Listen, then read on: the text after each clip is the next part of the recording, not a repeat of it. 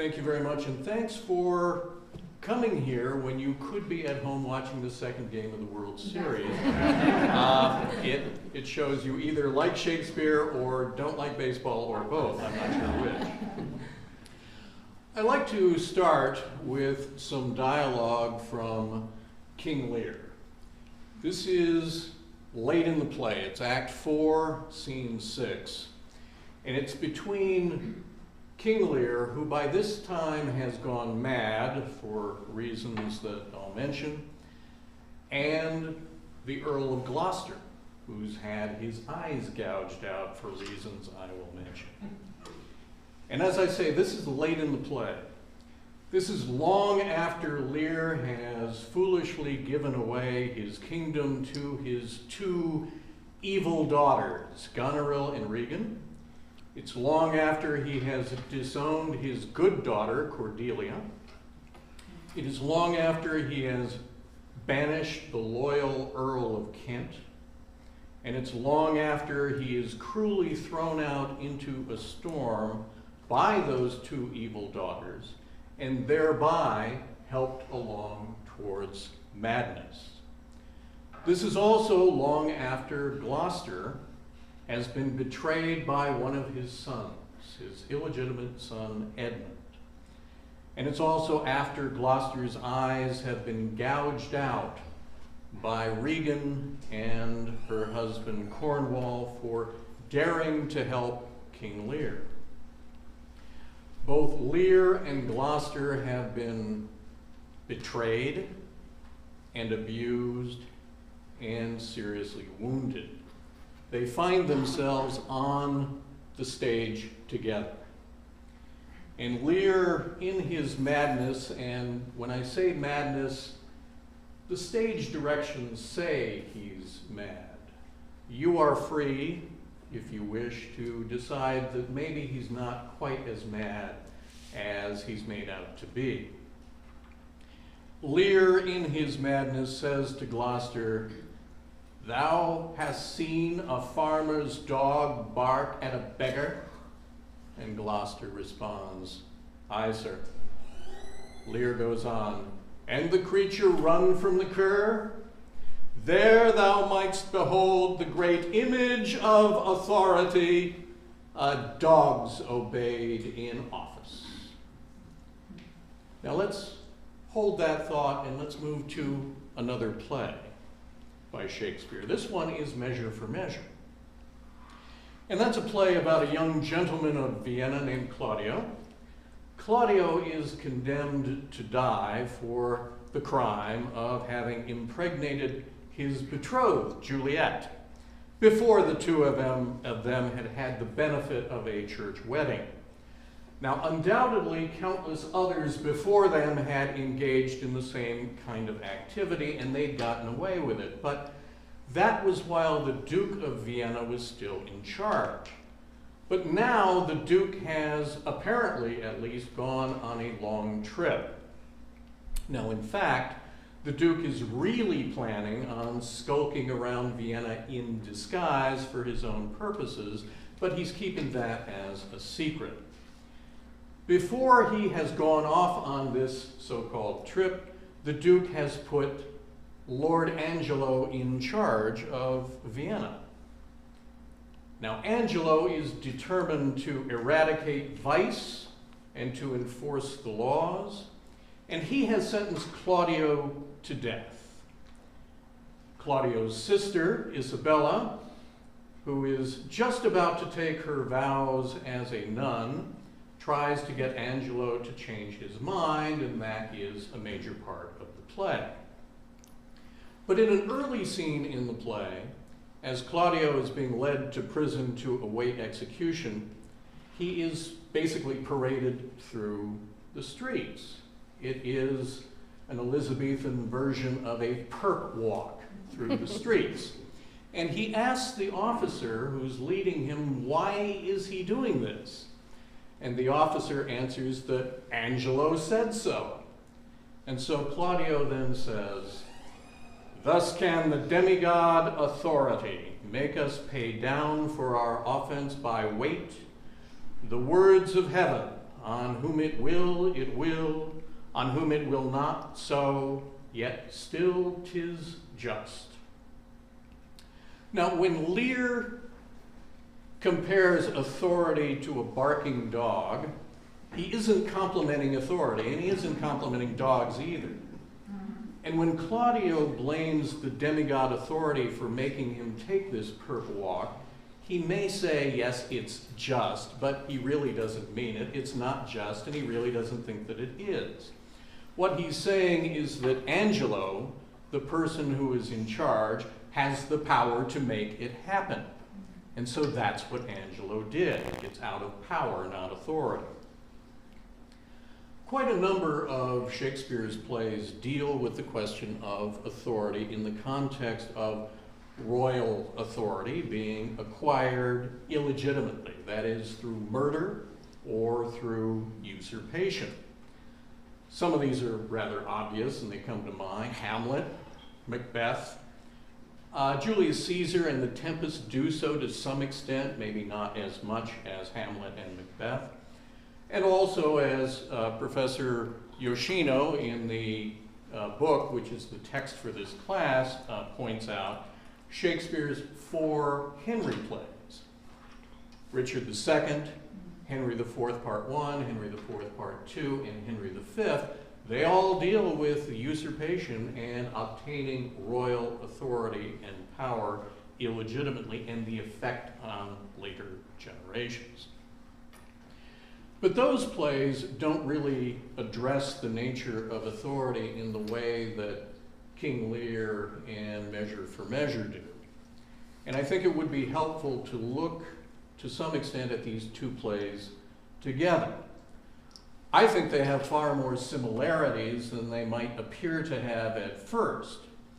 Now, obviously in form, in genre, they are very, very different.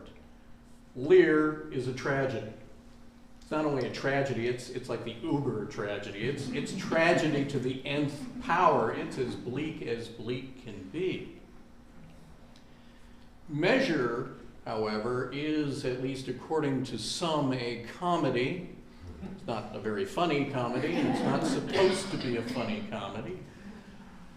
And it does end the way comedies normally end, or frequently end, at least Shakespeare's comedies often end this way, with weddings or plans for weddings. That sounds like fun, right? That's a comedy. However, in Measure for Measure, at least 2 of those impending weddings are forced. And one of them might be, a third might be. It's kind of hard to tell. You can see how many things these 2 plays have in common. I believe that Shakespeare was thinking about the same issues when he wrote both plays. They were both written during the height of Shakespeare's maturity and power. They were probably written within a year or 2 of each other, and since we don't really know exactly when these plays were written, it's theoretically possible that Shakespeare was writing them both pretty much at the same time. At the beginning of each one of those 2 plays, there is a ruler who voluntarily abdicates his power. He gives up his power at the beginning of each play. Now, in Lear, the king's abdication is permanent. He says he's giving up his cares, he wants to crawl towards death and let his daughters take care of things. In Measure for Measure, the duke's abdication is temporary. I'm going on a trip. Well, I'm not going on a trip. I'm going to spy on people and do a bunch of things. But I'm going to tell all of you I'm going on a trip, so my abdication is temporary. And in each case, in both Lear and in Measure, the ruler gives his authority, either permanently or temporary, to people who are unworthy. In Lear, it is given to the 2 older daughters, Goneril and Regan. And these are the two daughters who later cast their father out into a raging storm. And one of them, Regan, is the one who helps her husband, Cornwall, gouge out Gloucester's eyes. So, not very pleasant people. In Measure for Measure, the Duke gives his power to Lord Angelo, who seems virtuous at first, but he turns out to be corrupt. He's so corrupt that he later threatens Isabella that if she won't sleep with him, she will not only make sure that Claudio dies, as he has been condemned to die, but he will ensure that that death is long and painful. So he's not a sterling character either. In both plays, the power is given to one or more people who are rather vile human beings.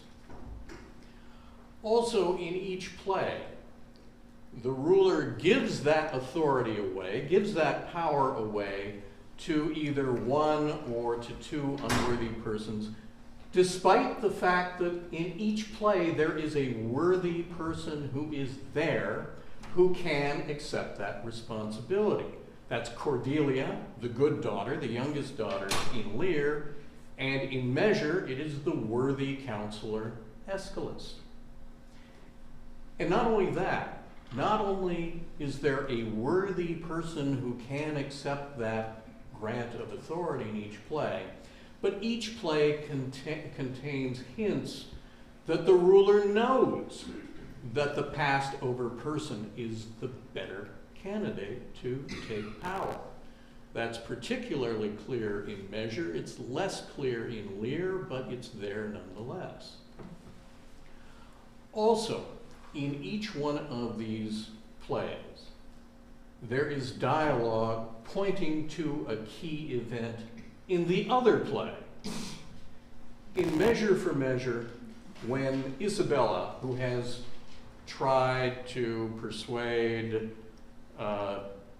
the corrupt judge to release her brother and worked out a scheme, I won't go into all the details, she has gotten a promise from Angelo that he will pardon her brother. However, she later learns that Angelo has not, after all, pardoned her brother, but has gone ahead, or has said he was going ahead with the plan to kill Claudio. Now, in fact, spoiler alert, that doesn't really happen. He's okay at the end, and yes, he marries his betrothed, but that's not what she knows. That's not what Isabella knows at the time. All she knows is what she is told, that Angelo has betrayed her and has gone back on the deal. When she hears what she thinks is news, that he has not acted according to the deal, she then says, "Oh, I will to him and pluck out his eyes." Well, that's just what happened to Gloucester. And in Lear, in that same bit of dialogue in which Lear was talking about how a dog is obeyed in office, Lear, in his madness, says to Gloucester, or says to himself, or says to the heir, in any event he says, "See how yon justice rails upon yon simple thief. Hark in thine ear, change places and handy-dandy, which is the justice, which is the thief?" And he goes on, Lear does, in his madness, and he is imagining a beadle, an enforcement officer of a minor character in a parish church. He's imagining that person before him, and he says, "Thou rascal beadle, hold thy bloody hand. Why dost thou lash that whore? Strip thine own back, thou hotly lust to use her in that kind for which thou whipp'st her." Now, that's not exactly the story of Measure, but it is close enough. Angelo, the corrupt judge, wants to do with Isabella just what Claudio had done with Juliet, that earned Claudio a death sentence. And each one of these plays contains lines of dialogue that could serve as dialogue in both plays, or dialogue between the two plays, or a debate between characters within the two plays. We have in Measure the unjust Judge Angelo considering the interchangeability of judge and defendant, handy-dandy, which the justice, which the thief, that Lear had voiced. And in fact, when Angelo is talking about it, he seems to agree with that opinion. Here's Angelo talking to Aeschylus, the worthy counselor, about the need to enforce the law against Claudio, even a law that Angelo might have been tempted to violate himself.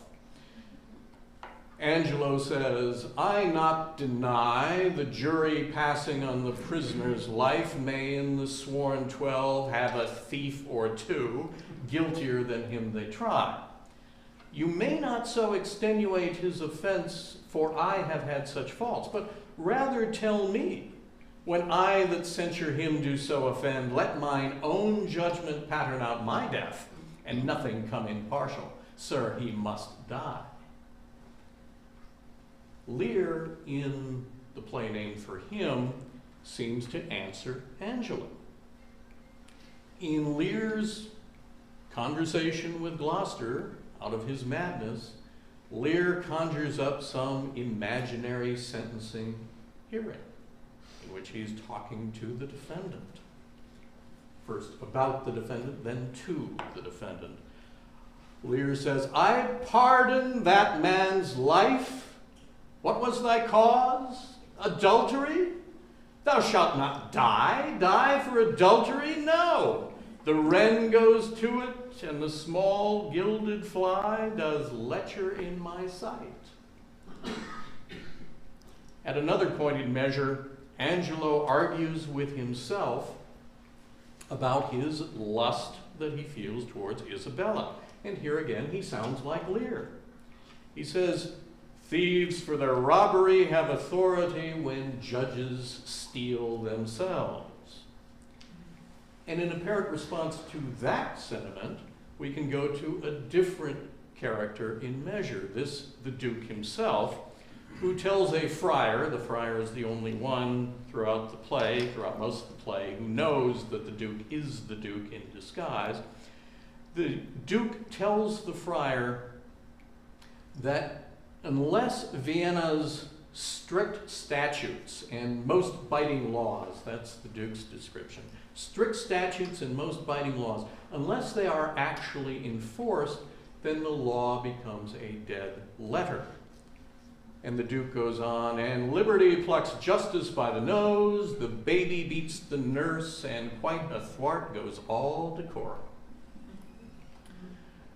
Well, so how do we connect any of this to the Supreme Court? That is, after all, our title for this meeting.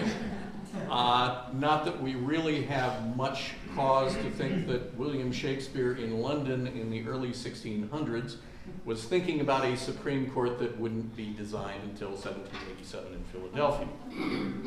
But if we're looking for some kind of connection here, we can say that Supreme Court justices, just like Shakespeare, just like the rest of us, are concerned with authority, or they should be anyway.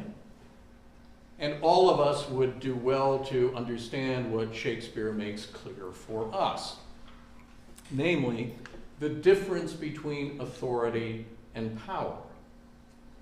Shakespeare knew it. Not all of his characters knew it. Not even most of his characters knew it. But Shakespeare knew the difference. Power is the ability to make something happen or to have somebody obey you. Authority is the legal or moral right to make something happen or to claim obedience.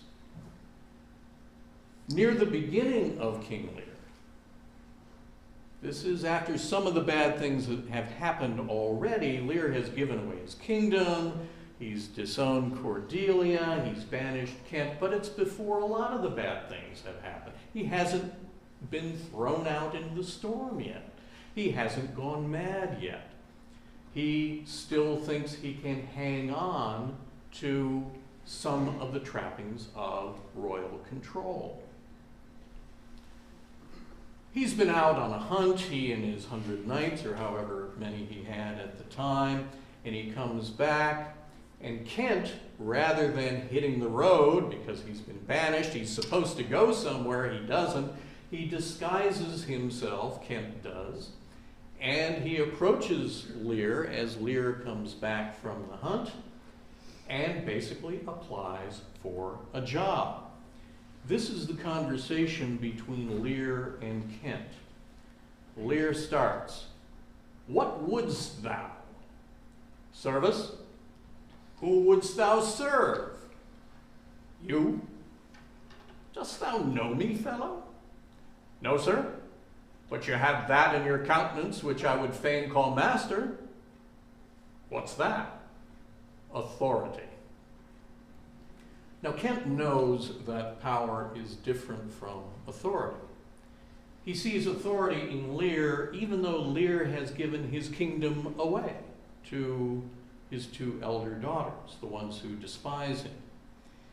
And it is not, however, just in the first act that Kent sees authority in Lear. After all, there are many things to come.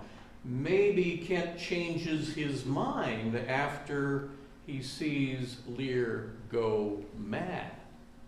But he doesn't. He doesn't change his mind. In the final act, in fact, in the last 6 lines of the entire play, Kent makes it clear that his opinion of Lear is still the same at that moment. And Lear is dead. A lot of people are dead by that point in the last 6 lines of the play. And at that point, one of the few good characters still alive, the Duke of Albany, is trying to get Kent and Edgar, the good son of Gloucester, not the bad one who betrays him. He's trying to get the 2 of them to agree to rule Britain because all the other good people are dead. And a lot of bad people are dead too. Kent refuses. He declines. He tells Albany, "I have a journey, sir, shortly to go. My master calls me. I must not say no." And we know from that first interchange that I quoted between Lear and Kent that it is authority that Kent sees in Lear's countenance that would have him call Lear master, and at the end he calls him master. The authority is still there. His master is still Lear, even at the end, even after Lear is dead.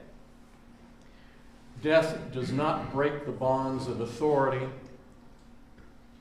and it doesn't interfere with the message that he interprets Lear has given to him. Follow me to a journey out of life and into death. Now, Kent knows far better than any other character in Lear the difference between power and authority. The dog barking at a beggar has power. So, for that matter, would be a gun-toting, hostage-taking bank robber who wanders into a bank and makes people stay at the point of a gun. That person has a lot of power, but no authority at all. Kent would say that the nobility of spirit that Lear has confers authority, and that's why he's following Lear. And better than any other character in Measure, much better than any other character in Measure, Isabella knows the difference between power and authority. Now, she might very well agree with Kent that nobility of spirit is necessary to confer authority. We don't know if she'd agree to that or not, but she might. But we do know from what she says that nobility of spirit would not be sufficient to confer authority. Something more is required. Now, when she is arguing with Angela for her brother's life, for a pardon for her brother Claudio, when she still thinks she can make her case for Claudio's life with mere persuasion and good arguments, she tells him something. She says, "Well, believe this, no ceremony that to great ones longs, not the king's crown, nor the deputed sword, the marshal's truncheon, nor the judge's robe, become them with one half so good a grace as mercy does." Now, as Professor Yoshino in the textbook points out, and I think correctly so, here she sounds like Portia in The Merchant of Venice. But I think that she goes beyond Portia. Later in the same scene, when Isabella is still trying to persuade Angelo, Isabella says, "Oh, it is excellent to have a giant's strength, but it is tyrannous to use it like a giant." In that one short sentence, Isabella gets to the heart of the matter. Authority knows its limits. Real authority recognizes that it doesn't have complete authority. It's limited by other considerations. In Isabella's conception, it's limited by mercy. The other considerations can be and often are countervailing claims to authority. There are other bodies, there are other officers, there are others who have the authority to influence certain things. Real authority recognizes when there are other real authorities. When authority looks into the mirror, figuratively speaking, when authority looks in the mirror and perceives its own image, authority sees more than just itself. And of course, it acts accordingly. That's one way you know it is authority, as opposed to the tyrannous exercise of power. Tyranny, on the other hand, doesn't know its limits. It doesn't want to know its limits. It doesn't want to have any limits. When tyranny, figuratively speaking, looks into the mirror and perceives its own image, it sees only itself. Tyranny doesn't recognize that there is any other person or body or institution or anything else that has authority to restrict or limit what tyranny wants to do. And that's why any opposing body or institution or person that is opposing tyranny, well, what has to happen with that? It has to be mocked or belittled or attacked. And that's how you know that power has degenerated into tyranny. At least that's where it's going. Goneril and Regan in Lear and Angelo in Measure, they were initially given authority, but they weren't content with that. They didn't want to be limited to authority. They wanted more, and they were determined to become tyrants. Now, all societies have had their share of leaders and would-be leaders who didn't know and didn't want to know the difference between authority and power, and thus they dream fondly of tyranny. And it seems that in our own day, more and more such people are showing their true colors. Our society seems at this moment to be plagued with far more than our fair share of Lord Angelo wannabes and people who have closely studied Goneril's Guide to Political Power, but nothing else. I mean, these are people inclined to think that if you don't like the news, then you should send a pipe bomb to the newsrooms. Now, I would like to end on a hopeful note. I would like to. I would like to tell you that there are reasons to believe that Isabella's views will win out in contemporary political society. But I don't have any basis for any such belief. Maybe it will happen, maybe it won't. Only time is going to tell whether what we confront tomorrow and next week and next year and next decade will be better or worse than what we have confronted today. It may be better, it may be much better, it may be worse, it may be horrendously worse. So, I can't do what I would like to do and end on a hopeful note. What I can end with is this. And this is something that the late and sadly lamented newsman for CBS News, Edward R. Murrow, used to close his broadcasts with. And I will close this speech with it now. Good night and good luck.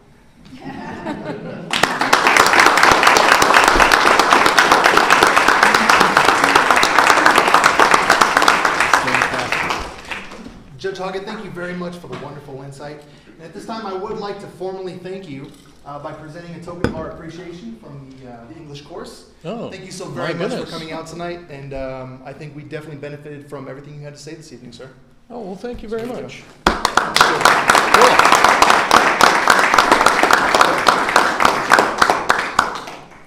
Now, ladies and gentlemen, I would like to introduce our panel, consisting of defense attorneys Joe DiRoberto, Tom Holtz, Soshi Orozco, Rick Swartz. He's not quite here yet, so we'll hold off hope on Rick. Prosecutors Lori Zucco and Jason Lindstrom. Oh, you forgot someone. Oh, you know what? I sure did, absolutely. We also have defense attorney and judicial candidate, Mr. David Thorne. Apologize, sir. It's my apologies. We would also be delighted if our keynote speaker, Judge Hoggatt, would also join our panel, if you don't mind, sir. I'm sitting up here, I will. Okay.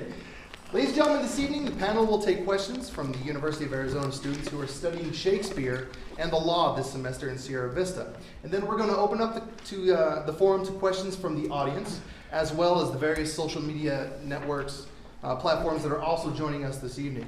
Our first question of the evening is, in Othello, the ocular proof or the physical evidence of the planted handkerchief was all that Othello needed to confirm the suspicions of his wife's infidelity, despite her actual innocence. Would you say that ocular and maybe even auditory proof has a large sway on the jury today? Who wants to open us up with our first comments? I can, I guess. I think ocular proof, when I'm talking about ocular proof, physical evidence like this handkerchief in Othello, and I think the author in your textbook talks about the blood-stained gloves in O.J. Simpson's case. Yes, sir. And how, now that's very compelling evidence. I believe it's very compelling evidence, but it needs to be corroborated by other evidence in the case to give it relevance.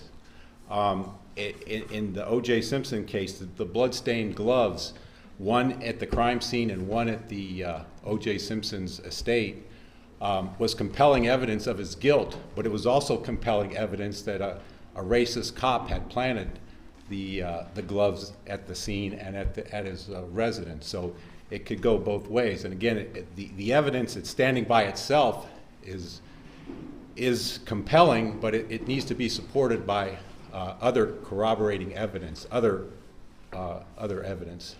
That's my take on it. Yes, sir. Would anybody else like to comment? Yes, ma'am. Just a brief, if anyone has watched the first season of Making a Murderer, you know what danger eyewitness testimony presents. This woman was violently raped and attacked by her assailant, who was inches away from her face, and she picked the wrong man. And that the fallibility of your observations is something that everybody should be careful of. I mean, if you close your eyes right now, could you describe Tom and the differences with Tom and Dave? I don't know. You know, how long have you had to look at them? How long have you had to observe them? And if you are confident in your own identifications, think about making a murderer. This was not an ignorant woman. And I highly recommend that season, just so that you can see the problems with the justice system and the confidence that eyewitness testimony, you know, people say, I'm 1,000% sure this is the person, and it turns out that person is not that individual. Great, thank you very much. Would anybody else like to join in? Sir, Well, please. something to keep in mind, I'm sorry. No, Dave. Something to keep in mind is the motivation of whoever is proposing something as a piece of evidence. In Ms. Orozco's example, that, and I'm not familiar with the series, but it sounds like that was simply mistaken identity, an honest mistake, is that what it was? Yes. Well, in Othello, Iago was anything but honest, and he was working overtime to persuade Othello that there are all kinds of bad things going on between Cassio and your wife. Yeah, we were sleeping the other night, and he kept saying, oh, Desdemona, let us hide our loves, and then, oh yeah, here's his handkerchief. So beware of witnesses' motivations or lack of same if they don't have any, but Iago certainly did. Yeah, just to kind of tie it together, completely agree with what you said, Soshi. One of my little mantras are that if you want to introduce evidence that a witness is biased or has some motive for offering the testimony that they're offering, and the prosecutor wants to object that it's collateral, it's collateral information and it's really not allowed. The little mantra that was drilled in my head was, bias and motive are never collateral, and I always say that in my head, because witnesses have an agenda. If you're a police officer, for example, we like to think that they're going to testify truthfully, and most of the time they do, but sometimes they have a motive. They're personal, they're human beings. One of the opening statements that I've made is that the best witness in the case is science, because if you have an expert who's going to talk about and corroborate, now we have DNA. Obviously, they didn't have it in Shakespeare. Well, they had it, they just didn't know about it.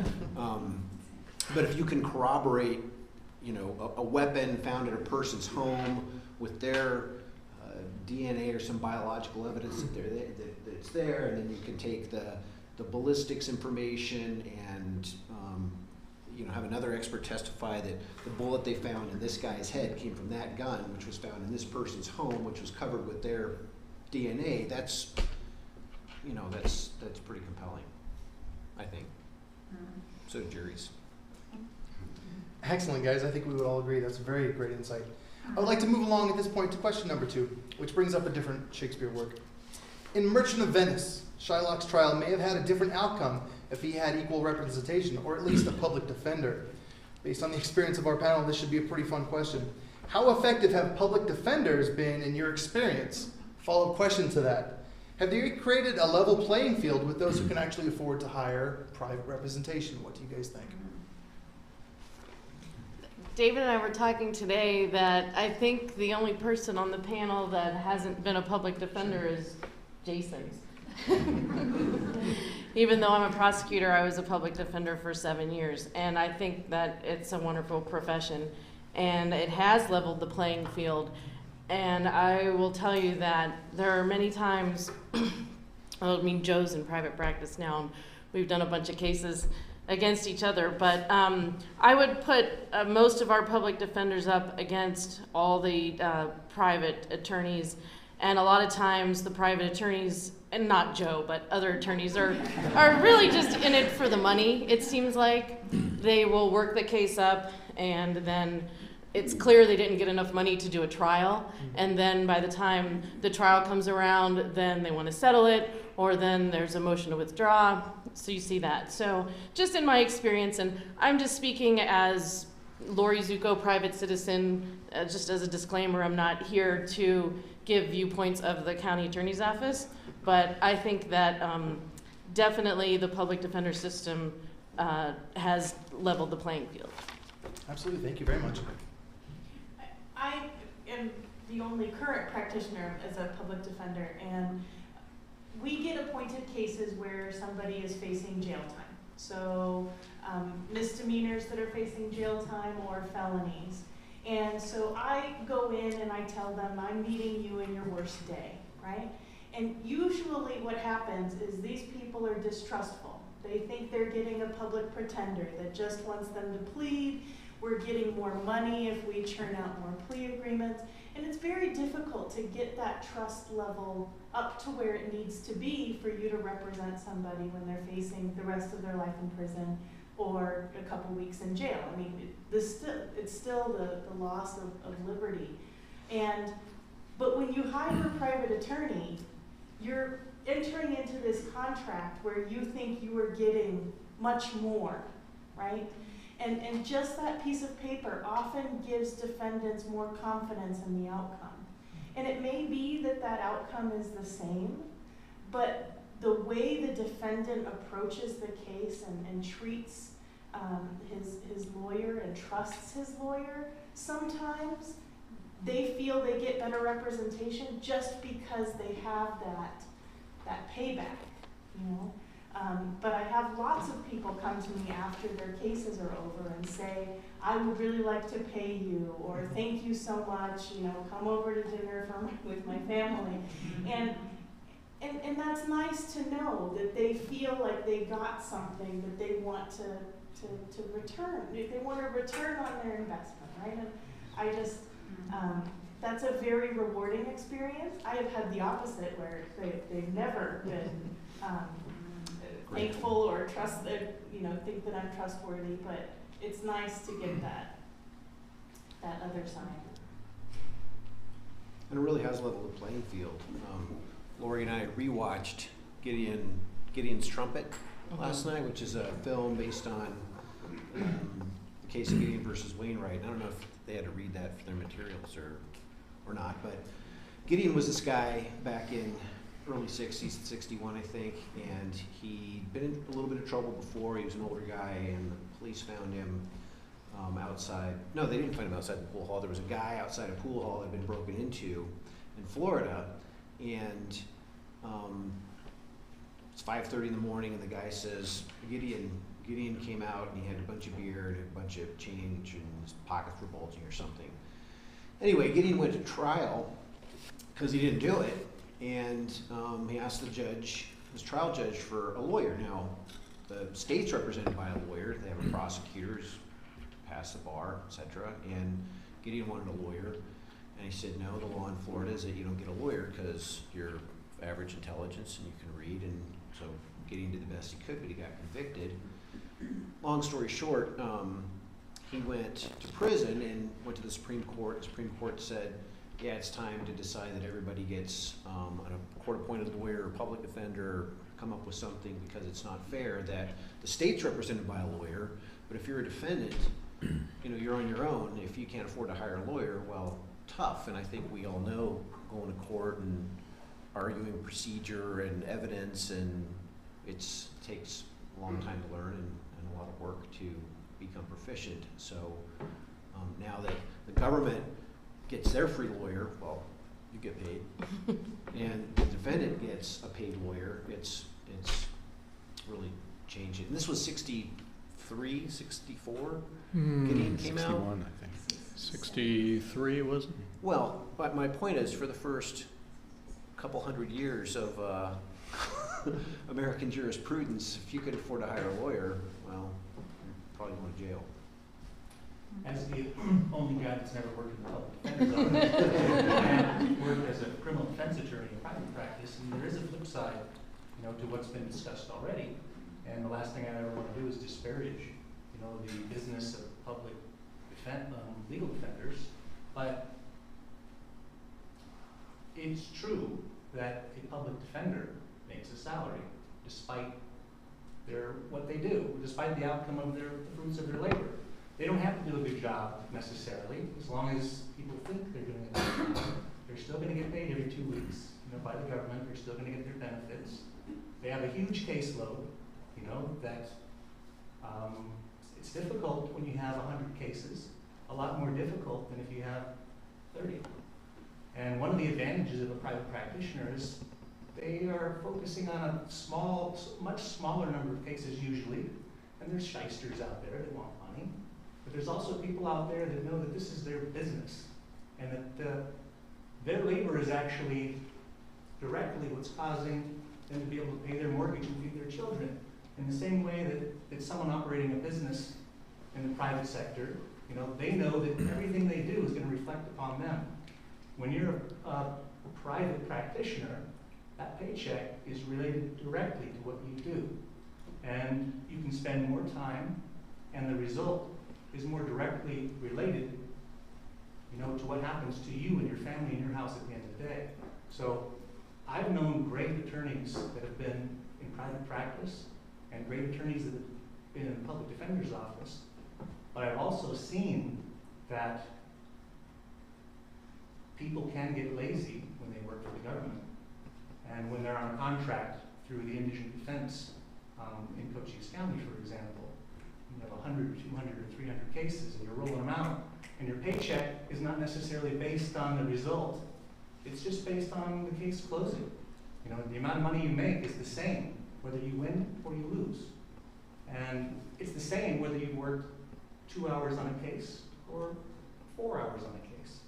So sometimes that can make a difference. And I have seen private practitioners that when they take over a case, they get a better result. But I've also seen public defenders do a fantastic job. Some of the best attorneys I've known have been public defenders. But I think that's a dynamic that I don't want to overlook, because it exists. And it's the same kind of dynamic that exists when you compare any kind of government work with any kind of private work. You have people that are working for themselves. They're building their own business, and they're going to put their heart into it. And that's not always the case when you're working for the government. Please go ahead. Does that go for prosecutors? No private prosecutors that I'm aware of. You said what we're all thinking. In Arizona, I think we actually have a pretty good public defender system, especially in felony cases. You hear horror stories about lawyers showing up the day of trial, being handed a file on a serious case. That doesn't happen in Arizona. That might happen in the South. That seems to be where I hear most of those stories coming from. We have a good system for, at least in felonies. I've done it privately, I've done it in public defender's offices, and I've prosecuted as well. Felonies, they don't generally have these huge caseloads, and a lot of the people doing the work, they may not be, there's not this financial incentive to do a good job, but there's the sense of professionalism and dedication to the job I think is pretty common. And I remember when I was a prosecutor, every once in a while there'd be someone who had a public defender who was an experienced lawyer, a good lawyer, well respected in the system, but they wanted to have the choice, and they went out and spent their money. They spent their money poorly, made a bad choice, and ended up with a worse lawyer. That happens pretty often in Arizona. I think felony public defenders in Arizona, more than feeling like they're overworked with a caseload, I think we tend to feel that maybe the system, there's problems with the system that are not allowing us to do our job. We want to do the job, we have the time to do the job, we have the resources to do the job, secretaries, investigators, paralegals, but there's things that keep us from doing the job we want to because of, well, plea bargaining and the requirement that people make a fast decision about plea offers, I think keeps us from doing our job sometimes. Please go ahead, George. I have been dealing with lawyers coming before me for more than 22 years. And before that, I was a lawyer going before other judges, and I handled a lot of criminal cases, both as a public defender and as a private practitioner. But it's been long enough now that I've been out of the business of representing people that I can go ahead and say this without seeming to be patting myself on the back, because I don't mean to do that. What I do mean to do is to say that the people who are charged with crimes and the people in general of Arizona are very well served indeed by the public lawyers we have, public defenders, legal defenders, which is very similar to the public defender, it's just a separate office, and the prosecutors too. We're dealing with professional people who come into court, and obviously there are differences from one attorney to another and so forth, but generally they're prepared to deal with what they have to deal with and to present what has to be presented and to represent their side, whether it's the defendant facing a charge or it's the state, which of course needs to be represented also. And let me tell you that I sometimes, more frequently than I want, am faced with the situation of a defendant who wishes to represent himself. And I use the masculine pronoun. They're all men who do this. Most people who are charged with crimes anyway are men, and certainly most of these people who want to represent themselves are men. And when I am faced with someone who, let's say they're represented by Socio Roscoe, who's going to do a good job for that person if that person will even allow it, or represented by David Thorne or Tom Holtz or Joe DiRoberto or lots of other people I could mention. These folks are going to do a good job for Joe defendant here. Sorry, Joe. They're going to do a good job, but this person wants to represent himself, and oh my God, I have to permit it. If you answer the questions right, please, Lord, do not let him answer the questions right, because he's going to have to represent himself and he'll make a hash out of it. Please don't let that happen. It happens far too often. 2 or 3 times, far too often. In fact, Ms. Zucco, you remember a case she prosecuted. There was a person who insisted on representing himself. He ended up getting a much, much worse, he went to trial. He actually represented himself at trial. It was very sad. A competent defense attorney would have gotten almost certainly something far better for him than he got for himself. Anyway, that's just to tell you I have a high opinion of public defenders.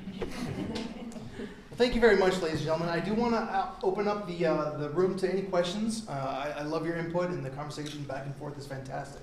But I do want to give the audience an opportunity to ask any questions, and that includes our folks on the social media networks as well. At this time, is there anybody who would like to pose a question? Yes, ma'am. I think I would. I think I'd like to bring it back to the Supreme Court for a moment.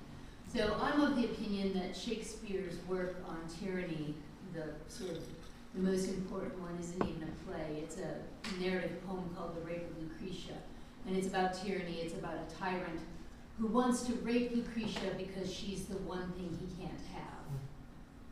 And so, stretching that analogy to the very breaking point, do we have a Supreme Court taking on power it never was meant to have beyond its authority because it couldn't have it? Because Hamilton said this is the least dangerous branch. They have only judgment, they lack will, they lack the sword, they lack the ability to control money. All they can do is make a judgment between parties.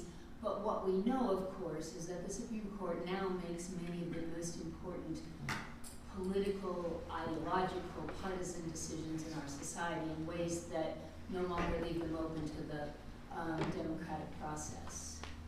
So do you think it's because they could, or because at heart there's a little bit of tyranny in at least some of their souls?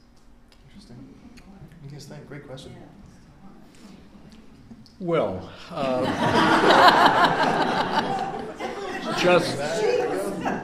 Justice Robert Jackson, a great justice who was on the court from I think 1941 to 1954 or thereabouts.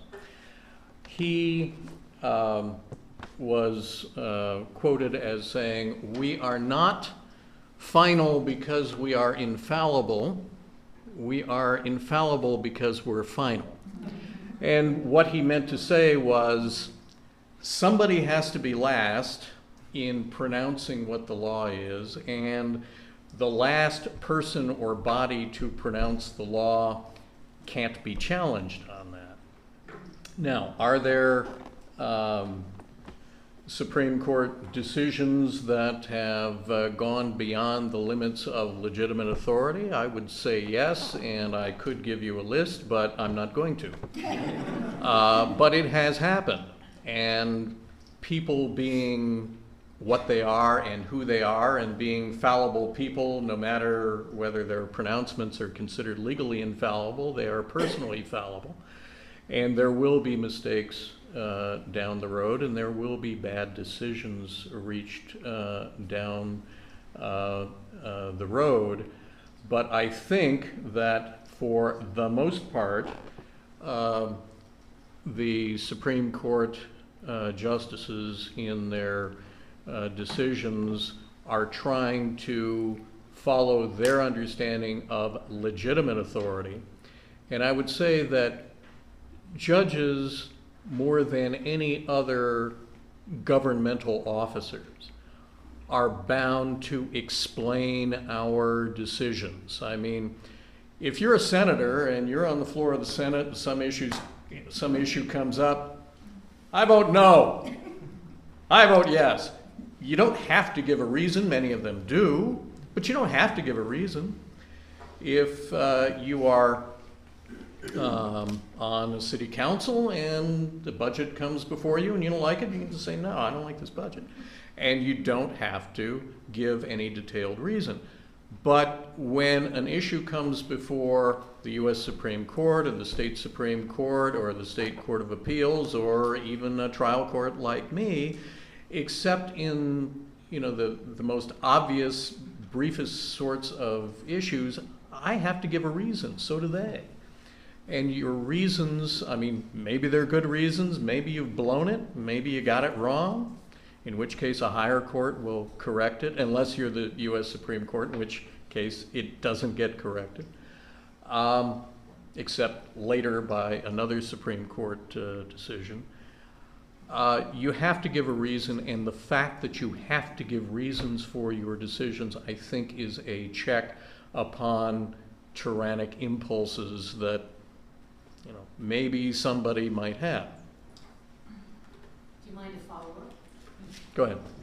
Can you give me one Supreme Court case that the outcome of it was so salutary for our constitutional system of government that it would overcome Dred Scott, Plessy versus Ferguson, the civil rights cases, on and on and on and on and on, with really terrible decisions that not only were fallible but set the country back in very, very serious ways.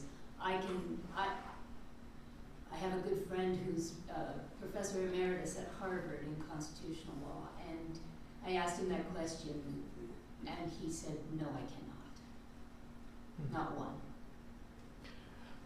Okay, well, far be it from me to one-up a Harvard professor emeritus, and no, I can't think of anything else off the top of my head which was such a good result. If I understand your question correctly, you're talking about a decision in which the result was so good that the lack of good judicial reasoning to get to that result could be excused? Is that what you... No? Okay, tell me. Not like a Brown decision or something like that. No, what Okay. I'm thinking more of is that considering the political impact of most Supreme Court decisions on, really political in the broadest sense, can you think of a decision, a very profound and consequential decision, where the courts if the court hadn't made that decision, we would be worse off. Gideon? Yeah, Gideon? Miranda? The But cases limiting the power of the, well, probably both the Bush administration and the Obama administration to detain people without charges, without any judicial accountability. There were some cases where the Supreme Court prevented the government from locking us in cages without offering any justification for it. But the thing that's sort of interesting to me about both Gideon and Miranda is I don't think it changed much because it didn't, I mean, it changed how we approached at least criminal law, because that's what I've done the bulk of my career. But for example, in Miranda, the governmental interests, the police basically thought the world was going to fall apart if you told somebody, you don't have to talk to the police if you don't want to, and we'll give you a lawyer before you talk to the police. And I mean, everybody knows what the Miranda warnings are, but people get arrested and they sing like a bird. You can tell them, you don't have to talk, no, I want to explain my side of the situation to you. See, here's what happened. And then they come up with this long cockamamie, you know, there's a funny saying that criminal defense lawyers have is that everybody has a right to remain silent, so few of them can.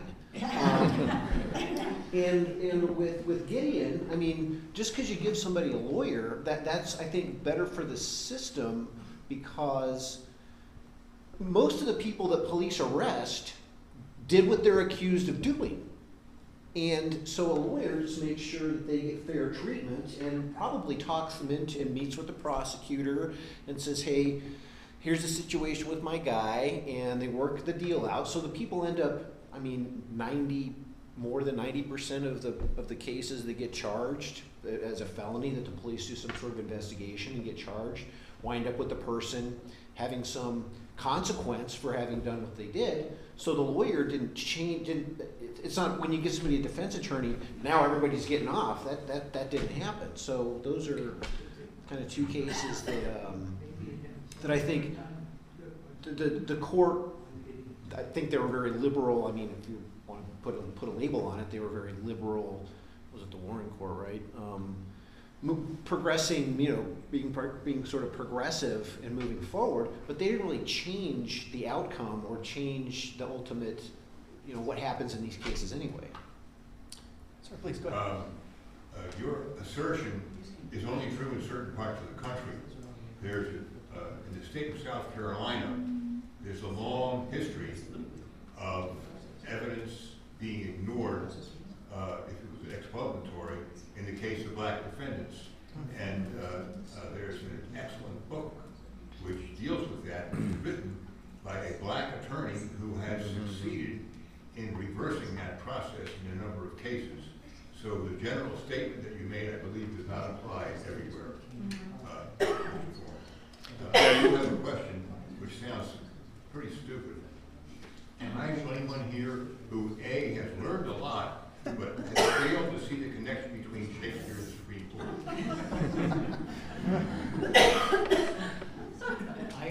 I'd like to try to connect these things a little bit more, going back to Ms. Dennis' question too. Yeah. And that is, in the Shakespeare plays that were discussed by Judge Hoggatt, and they were in some of these materials, in particular, in Measure for Measure, for example, what you had in Shakespeare's time, was an arbiter that kind of wore all the hats. He was the guy, he was the judge, he was the one that was going to decide everything. You know, he decides what comes in as evidence, he decides what people are going to prosecute or defend, he has absolute authority, he can kill you if he doesn't like your haircut, type of thing. And what we have now is completely different. And what our society has done in our constitutional republic is we've taken the Duke from Measure for Measure, and we basically split him into several different pieces. So now you don't have one Duke sitting up there making all the decisions, deciding the outcome of someone's life and what happens to them when it's over. Now you have a lot of different actors in the system that are responsible to do different things. There's a different group making the laws. There's a different group sitting, you know, at the bench.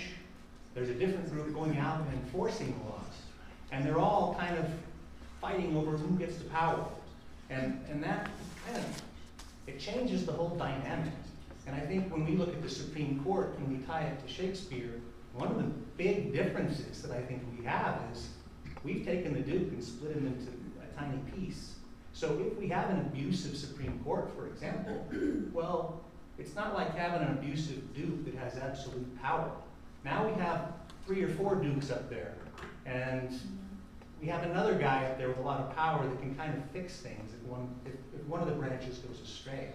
And I think that it's important to note that when you look at Shakespeare's plays and his times and how he structures even the whole dynamic of hearings, that we have split that Duke up into several different pieces. And I think that's very beneficial for society in the long run. Thank you. Yeah, that ties, if I may, that does tie Shakespeare to the Supreme Court pretty well. My thought was, thank God we have a Supreme Court and we have the judicial branch and the executive branch and the legislature who split these up, unlike Angela, who seems to have had most or all of this power. And we should always, and we have other ways of checking power. With the federal government, we enumerate their powers. They only have specific powers. We split up power, therefore, between the federal government and the states, between the 3 branches of government. We have a lot of checks and balances. Some of them, obviously, in some of our opinions, have been weakened, and we're concerned about that, and we should always make sure that we are maintaining these checks and balances. And one I've been thinking about a lot lately is what Madison in the Federalist, I can't remember which one, but talking about multiplicity of factions, and I think that's something we've kind of lost. We don't have a multiplicity of factions who can, it's a further division of power. Right now we have 2 factions, and it's leading to polarization. I think if we want to prevent this kind of tyranny, trying to split up these factions so people don't think they're in this side against the other side, but it's much more, should be much more complicated than that. People should start thinking about, I think, how they, maybe, where they fit in these 2 sides. These 2 sides are coalitions of many different groups, and when people start to split out into those groups, they can work together. So I think the multiplicity of one of these checks on power, we've kind of lost. And it's because of our 2-party system, which is it's the result of, the Electoral College would have to be reformed, and then state election laws are really what caused us to have a 2-party system, the winner-take-all system, basically. Yeah, that was a long-winded answer to that, sorry. What was the question?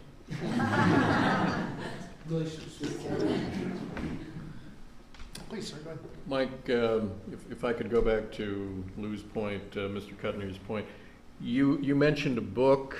Are you talking about Brian Stevenson's book, Just Mercy? Yes. Well worth reading. I thought that was the one you were talking about, but that is an account of this attorney, Mr. Stevenson, who in the Deep South has represented a lot of people on death row. Sometimes he was successful, sometimes not, and it's very, very well worth reading if you want to see how criminal defense is actually done. Now, that's in that section of the country. It's not quite the same here, fortunately, but it will be an eye-opener for many. I could recommend it to anyone who's going to try to become a judge, or even any lawyer.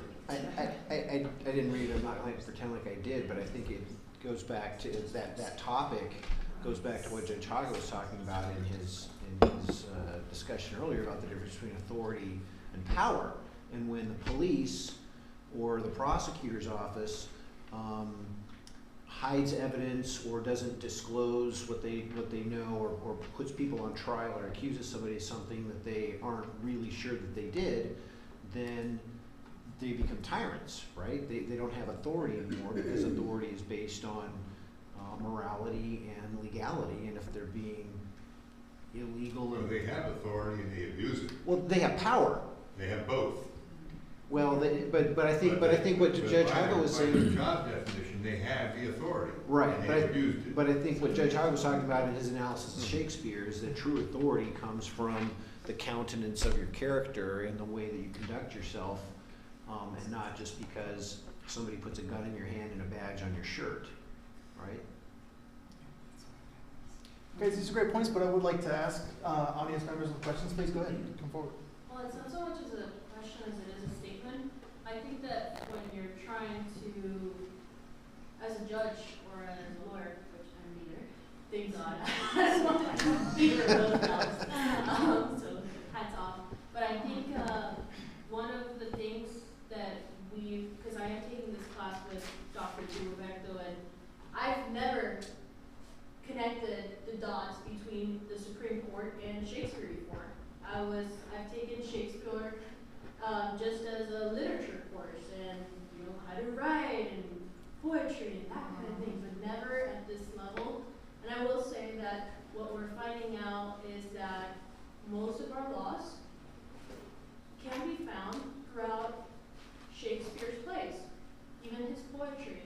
And I think that the difference between authority and power comes down to whether or not a person can recognize their own hubris. Because you can have authority and you can have power, but what's ultimately going to bring you down the peg is your hubris. And nothing that nobody does is going to prove that otherwise. And I think that that's something that lawyers and judges have to basically control or keep in touch with. And I think that's what, I think somebody who recognizes their own hubris when they're making such an important, when they can affect other people's lives, I think that's ultimately what's pretty important. So.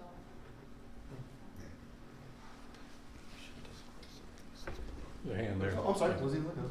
Yes, sir, please. One of you touched on this topic, but I'd like to ask you to maybe go into it a little bit. We hear a lot about the role of the Supreme Court, both at the state and federal level, as a critical element in the system of checks and balances, checks on both the power of the executive and the legislative. What do you all think should be the appropriate checks on the power of the High Court, if any? How does the balance come into play there? Well, the check on the Supreme Court is when the Supreme Court makes a decision that Congress doesn't like, they pass a law to change it, unless it violates the Constitution. Which most of them are. Right. Well, in which case the legislature can change the Constitution. Well, you can make not constitutional exactly. amendments. They can propose a constitutional amendment if 2/3 of both houses of Congress agree, and then they send it to the states, Right. where three-quarters of the states must ratify it, or 3/4 of the states in state ratifying conventions must ratify it. Congress cannot change the Constitution. Well, I mean, they can, but the other check is advice and consent, right? The president when there's a Supreme Court justice position open, it's up to the executive branch to recommend somebody, and then the legislative branch has to agree that that's a good candidate, and then they get plugged in. And so when there's different administrations that are able to make different, appoint different Supreme Court justices, and they're on the court for life, so. Congress also has the power of the purse and can shrink the money available to the court. Congress can change the number of justices who sit on the Supreme Court. Right, and But they never have. Not yet. not yet. And Congress can also restrict jurisdiction. They do have that authority. But I take your point. And they haven't. You're right.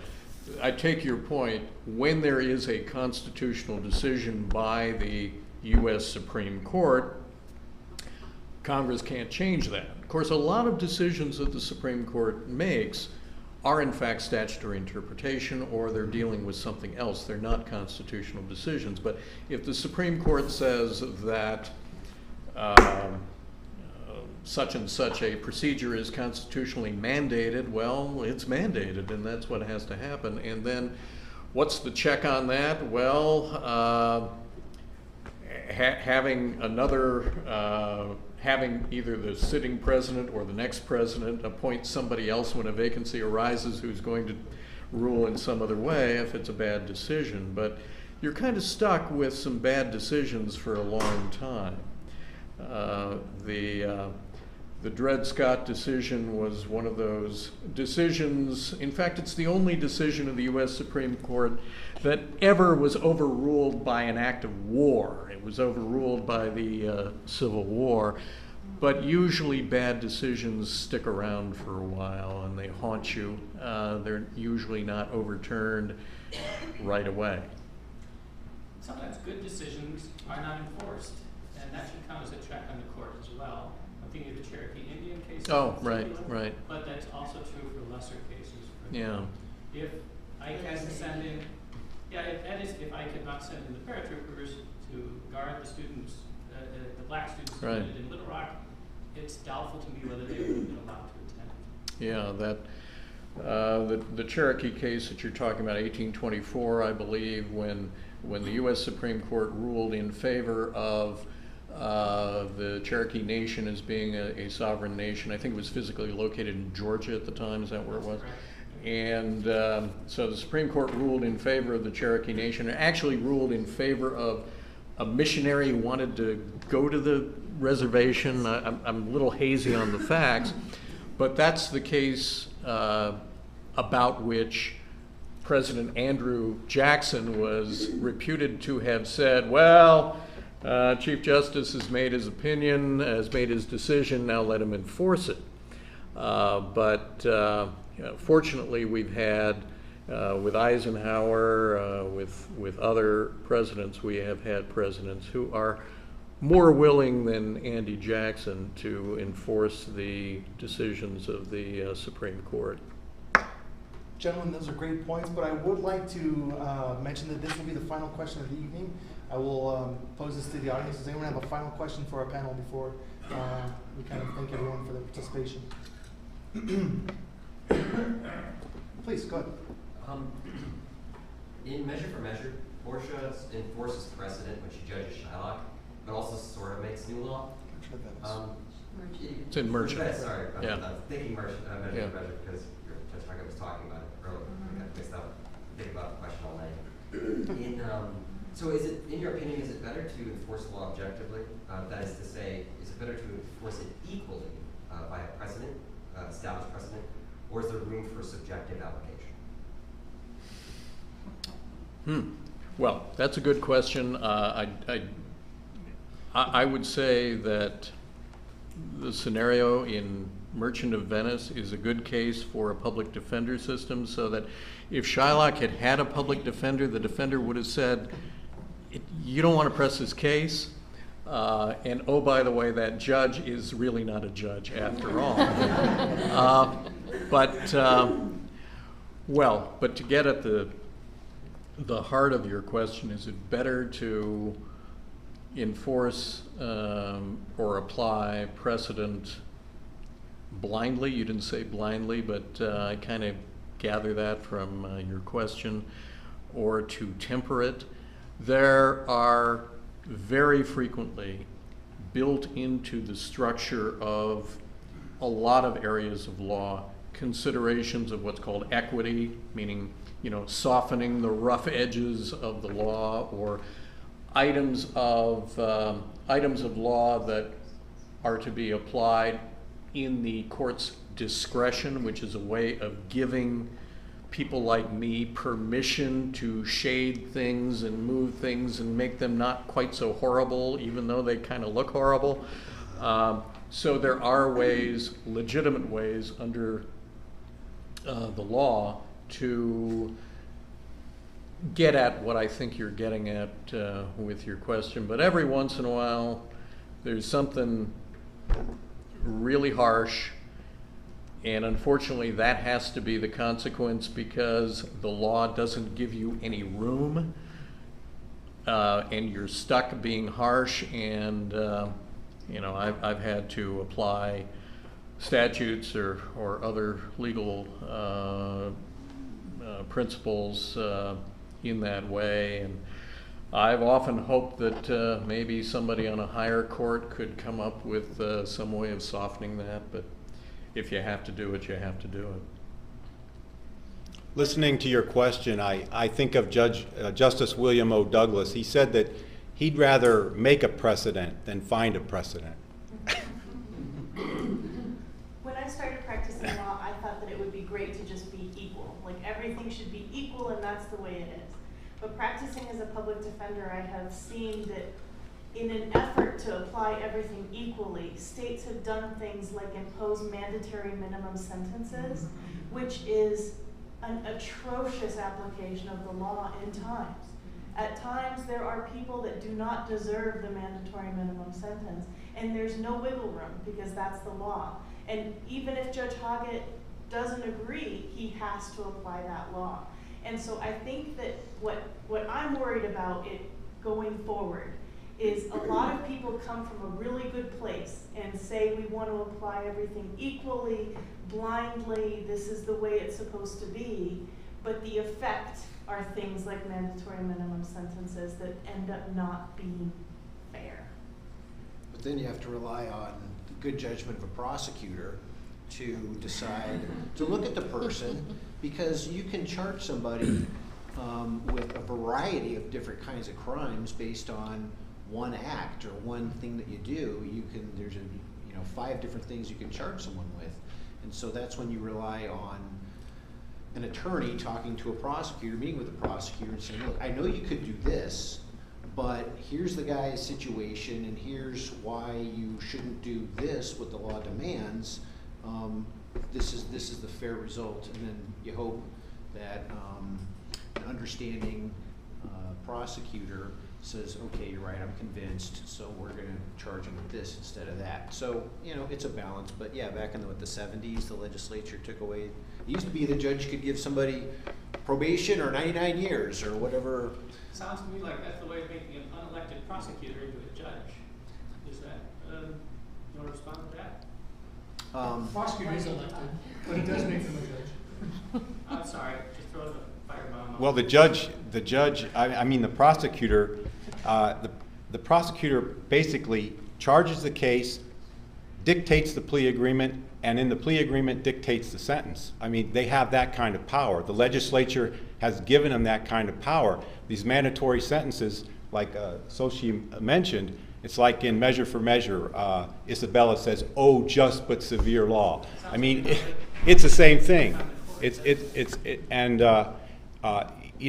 Arizona has these mandatory minimum sentences, and in the federal system, they have federal sentencing guidelines, and now they used to be mandatory, but now they're merely advisory, and so judges can be judges.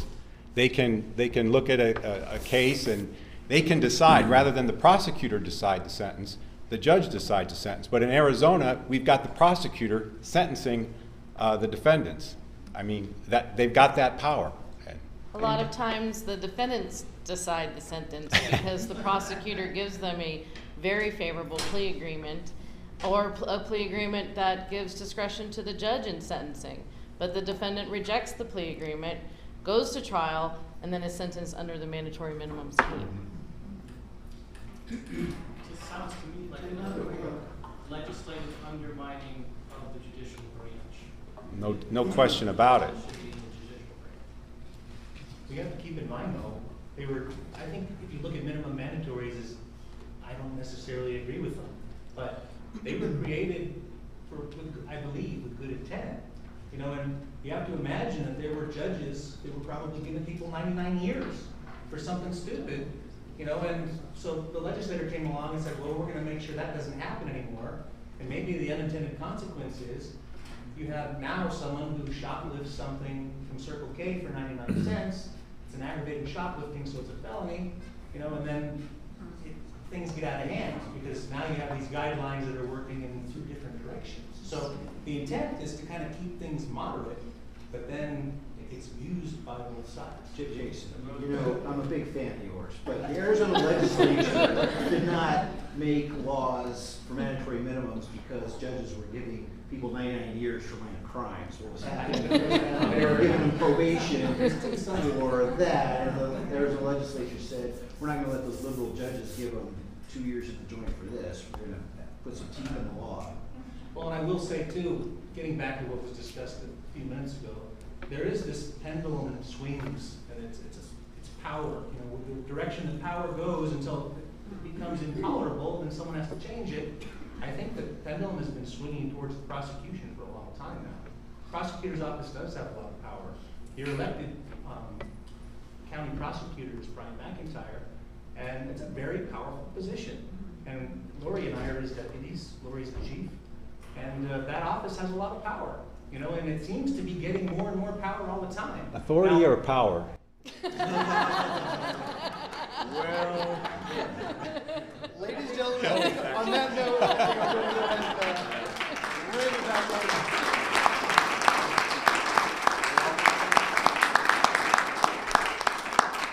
So ladies and gentlemen, that does conclude the formal portion of this evening. But again, I thank everybody for attending this evening, and above all, I thank our panelists. Thank you very much, everybody. All right, thank you, Mike.